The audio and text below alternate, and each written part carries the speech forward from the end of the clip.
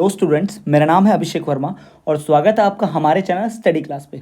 तो स्टूडेंट, जैसा कि आप सभी जानते हैं कि प्रथम वर्ष के विषय की जो परीक्षाएं हो रही हैं, डीएलएड के प्रथम वर्ष के विषय की परीक्षाएं सब शुरू हो चुकी हैं। 2 परीक्षाएं हो भी चुकी हैं और इसके बाद तीसरा जो है वो पूर्व बाल्यावस्था परिचर्चा एवं शिक्षा पर है। अगर आपने उसके वीडियो लेक्चर्स नहीं देखे हैं तो चैनल की प्लेलिस्ट कीजिए, वहाँ देख सकते हैं। और जैसा कि आप वीडियो के थंबनेल में पहले ही जान चुके हैं कि इस टॉपिक में हम बात क्या करने वाले हैं। हम बात करने वाले हैं कि सभी वस्तुनिष्ठ एमसीक्यूज जो हैं वो गलत क्यों हो रहे हैं।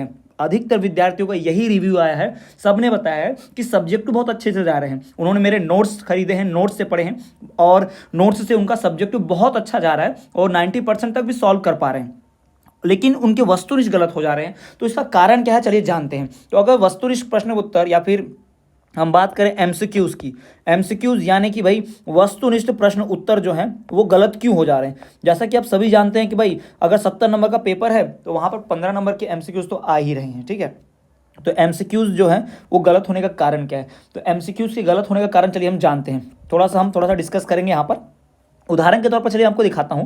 ये आप देख पा रहे हैं कि एक विषय है, उस विषय के वस्तुनिष्ठ प्रश्न यहाँ दिए। आप ये मत देखिए कि आपका कौन सा विषय, बस ये उदाहरण के तौर पर मैं समझाना चाहता हूं कि यहाँ पर देखिए कोई भी जब हमें वस्तुनिष्ठ प्रश्न उत्तर देता है तो क्या पूछता है, एक स्थिति में अधिगम के दूसरे स्थिति के अधिगम को प्रभावित करना क्या नाम है। ठीक है, अब यहाँ अधिगम को पूछा है भाई, अधिगम को पूछा है, अधिगम को प्रभावित करना है सीखना, भाई सीखने की प्रवृत्ति को प्रभावित करना। तो अगर इसमें उत्तर देखो यहाँ पे अ नंबर का उत्तर देख लो, यहाँ दिया हुआ है, ब भी दिया है, स भी दिया है, द दिया है। अगर आपको ये नहीं समझता कि सही जवाब कौन सा है तो आप ये पहले निकालिए कि गलत जवाब कौन सा है, सही वाला ऑटोमेटिक पकड़ सकेंगे। तो चलिए मैं डिटेल में आपको और समझाता हूँ। वीडियो के एंड तक बने रहना है, वीडियो मिस नहीं करना है वरना पूरी जानकारी समझ नहीं पाएंगे। तो वीडियो पूरा एंड तक देखिए। साथ ही साथ चैनल पर पहली बार आए हो, नए हो तो चैनल को सब्सक्राइब करके बेल नोटिफिकेशन ऑल पर रख देना। और नोट चाहते हो डीएलएड की परीक्षा के और चाहते हो कि हर पेपर आप 90% से ऊपर का लिख कर आओ तो आप नोट से जरूर पढ़िएगा। बहुत ही कम दाम में आपको नोट्स मिलेंगे, दिए गए नंबर पर संपर्क कीजिए। तो चलिए बात करते हैं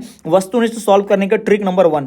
सबसे पहली बात भाई, ट्रिक नंबर 1 की बात करते हैं कि वस्तुनिष्ठ सॉल्व कैसे करते हैं। तो वस्तुनिष्ठ में देखो 2 तरीके होते हैं, 2 तरीके हैं भाई वस्तुनिष्ठ सॉल्व करने का। तरीका नंबर 1 क्या है कि भाई सही कौन सा है, यानी कि सही कौन सा है ये हमें ध्यान रखना है ना। तो जो सही है उसकी बात करनी है भाई, सही कौन सा है। पहले तो ये जान लो कि सही कौन सा उत्तर है, या फिर हम दूसरी टेक्निक भी अपना सकते हैं कि गलत उत्तर कौन सा है। ये पहचान लो कि गलत क्या है। आपको भाई 2 चीज़ आनी चाहिए कि अगर आप या तो सही ढूंढ लो, ठीक है, या तो आप सही उत्तर ढूंढ लो या फिर गलत उत्तर ढूंढ लो, तो आपको 2 में से एक तो आना ही चाहिए, ठीक है। इन 2 तरीकों से आप क्या कर सकते हो, एमसीक्यूज को वस्तुनिष्ठ को सॉल्व कर सकते हो। सवाल यहाँ पर एक सवाल सबके मन में है कि एमसीक्यूज ही क्यों गलत, वाई एमसीक्यूज, भाई ये जो एमसीक्यूज आ रहे हैं वही क्यों रॉन्ग हो रहे हैं, वाई, ये सिर्फ एमसीक्यूज ही क्यों रॉन्ग हो रहे हैं। तो चलिए मैं छोटा सा आपको तरीका दिखाता हूँ यहाँ पर एमसीक्यूज के बारे में। यहाँ पे आप छोटा सा एग्जाम्पल देख लो, ये थोड़ा देख लीजिए आप, ठीक है। यहाँ पे आपको सीधे सीधे मिल रहा है, ये देखिए यहाँ पर आपको सारे एमसीक्यूज यहाँ पर दिखाई दे रहे हैं, ठीक है। तो यहाँ पर आप देखो टॉलमैन ने, अब मैं यहाँ पर पढ़ के बता रहा हूँ ना, इसका कोई लेना देना नहीं आपसे, बल्कि वस्तुनिष्ठ सॉल्व कैसे करते वो सिखा रहा हूँ। टॉलमैन ने सीखने को किन दोनों के बीच साहचर्य स्थापित होना माना है। मतलब भाई टॉलमैन व्यक्ति ने सीखने को किन दोनों के बीच सहचर्य स्थापित होना माना है। सहचर्य स्थापित भाई किससे होता है, ठीक है, उद्दीप अनुक्रिया से या अनुक्रिया अनुक्रिया से, ठीक है। अब टॉलमैन ने सीखने की किन दोनों के बीच पूछा है भाई, 2 चीजों के बीच पूछा है, यानी 2 अलग अलग चीजें होंगी। तो अनुक्रिया अनुक्रिया एक चीज है, तो ये हमारा सही उत्तर नहीं होने वाला, ठीक है, ये हमारा सही उत्तर नहीं है, जान लिया, ठीक।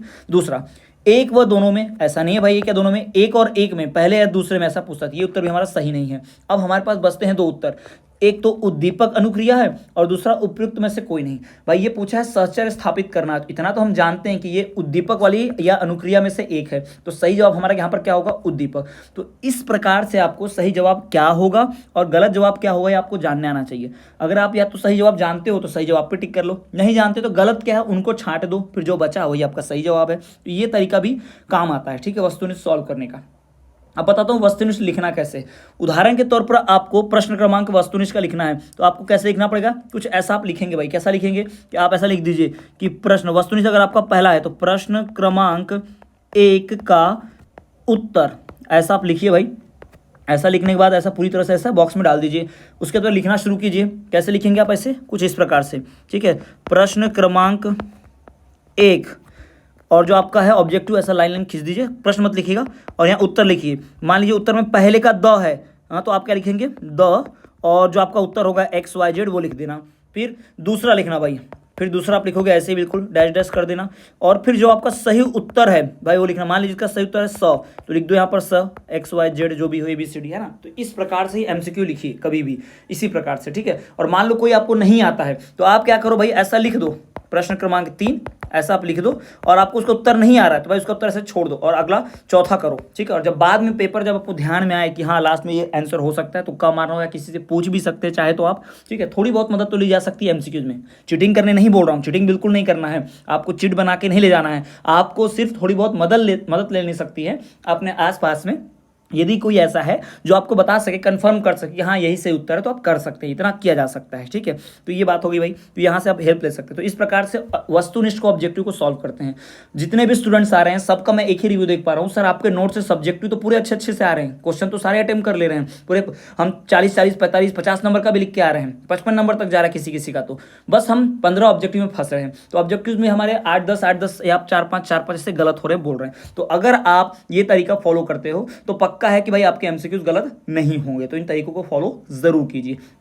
तो स्टूडेंट्स अगर ये वीडियो पसंद आई है तो चैनल को सब्सक्राइब करके बेल नोटिफिकेशन ऑल पर रखना और वीडियो को लाइक जरूर करना और कमेंट भी करो। कमेंट बहुत जरूरी है, कमेंट करके बताओ कि आपको परीक्षा में कौन सी दिक्कत आ रही है। आप कमेंट करके बताएंगे तो मैं उस पर शायद वीडियो बनाकर आपकी उस डाउट को क्लियर कर सकूँ। तो कमेंट कीजिए आपको क्या डाउट है, ठीक है। तो चलिए मिलते हैं आपसे अगले वीडियो में, तब तक के लिए देखते रहिए हमारा चैनल स्टडी क्लास।